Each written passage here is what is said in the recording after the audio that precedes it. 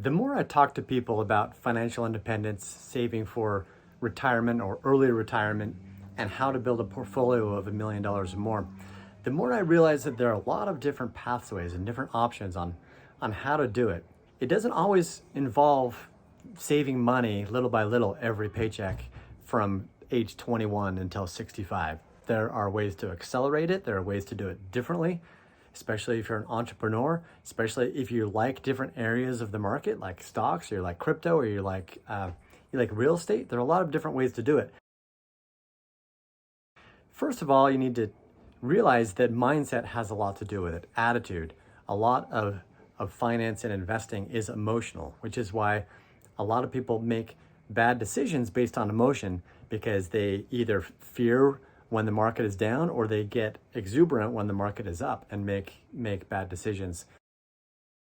Think about how you can educate yourself, and after you realize that you can do it and then focus on educating yourself, learning as much as you can about investing in the market by following content like mine and others.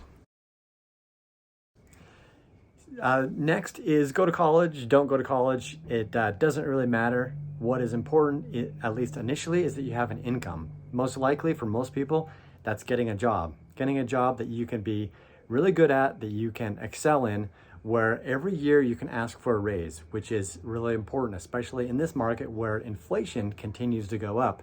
Your income has to at least keep pace with inflation.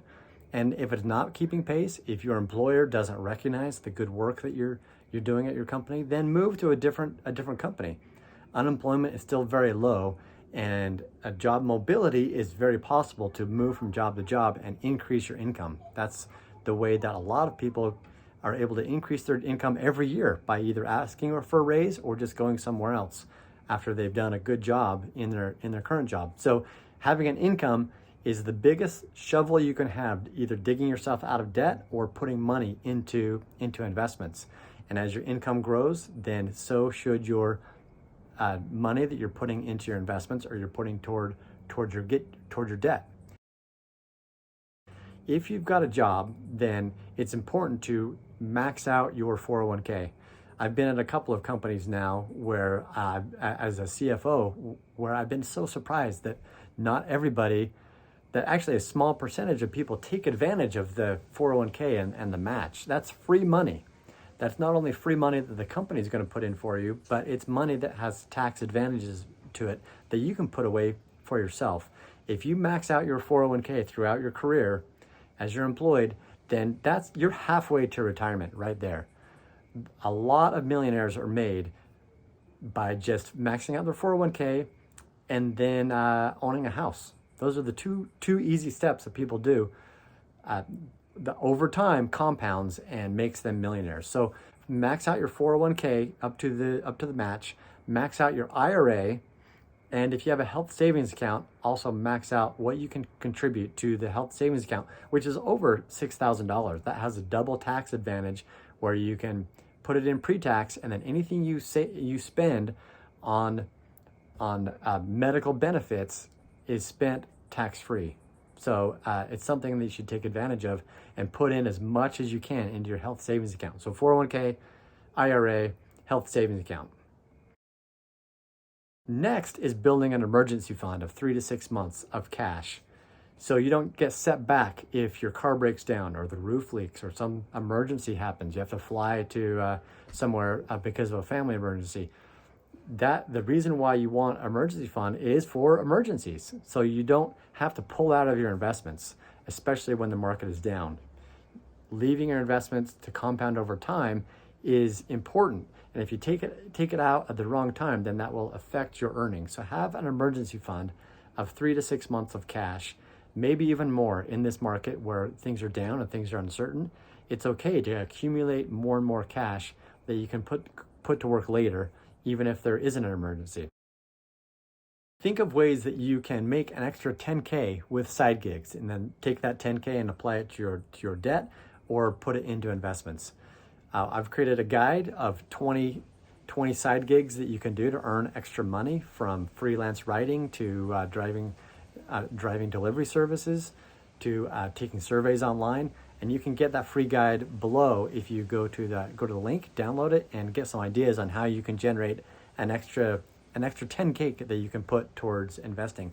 Because really, the first money you make, the first money that you invest is the hardest. And once you get the ball rolling, it gets easier and easier, especially as you start to see those gains pile up over the months and over the years. It gets easier and easier as you're contributing more and the ball gets rolling, the gains get more and more, it gets compounding, and the first $10,000 is so much harder than the next 10,000 and the most recent 10,000.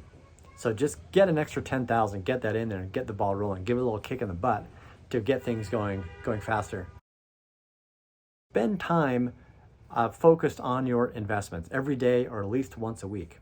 Most Americans spend more time, much more time, planning their vacation every year than they do planning how they're going to pay for it, planning where their money goes.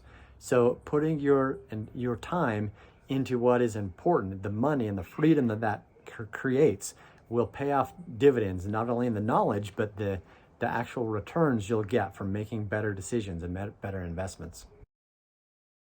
I hate the FICO scores and the credit system. I think it's not a really good gauge of how you are with your money. It gauges how well you are with debt, actually. It doesn't take into account your net worth. So you could actually have a really good net worth, but a really bad credit score, because it's measuring how good you are at using debt. But it's important. If you want to buy a house, if you want to start a business, a credit score is important. So build up your credit carefully.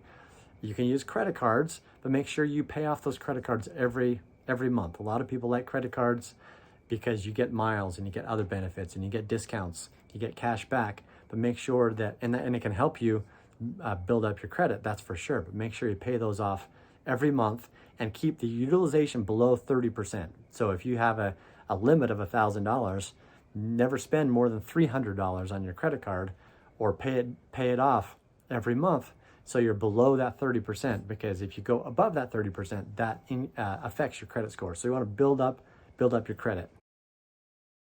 If starting a business is something that is appealing to you, there are a lot of tax advantages, and then of course income that can come along with starting a business. So consider starting a business for extra money and the tax advantages, and that will give you another boost toward saving and investing toward early retirement.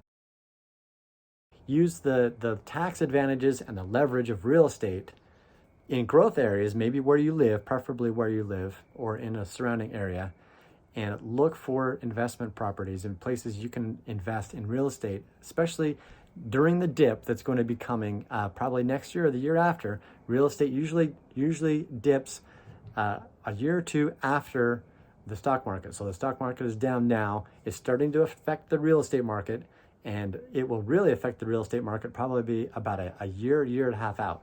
If you look at the 2008 crash, real estate prices didn't really bottom until about two to 3 years later. The stock market bottomed about 2008. The economy tanked in 2008, and real estate hit its bottom in about 2011.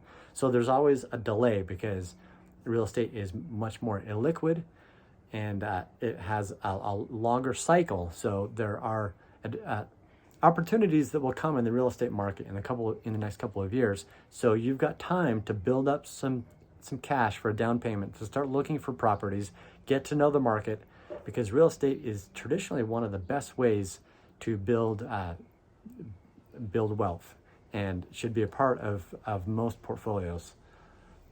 As I said, it will be tough to get things going, but as your portfolio grows, as you start to get out of debt, you start to see things turn around, you get educated, you start to track all of your spending, where everything is going, it will get easier and easier, and you'll start to see returns. You'll start to see your income go up as you start to go from getting raises and putting that money into your portfolio. You'll start to see your portfolio rise, especially now where all the markets are down now. If you start to dollar cost average, put a little bit into different investments from your paycheck, every paycheck, you're going to start to see that compound as the market turns around in the next year or two.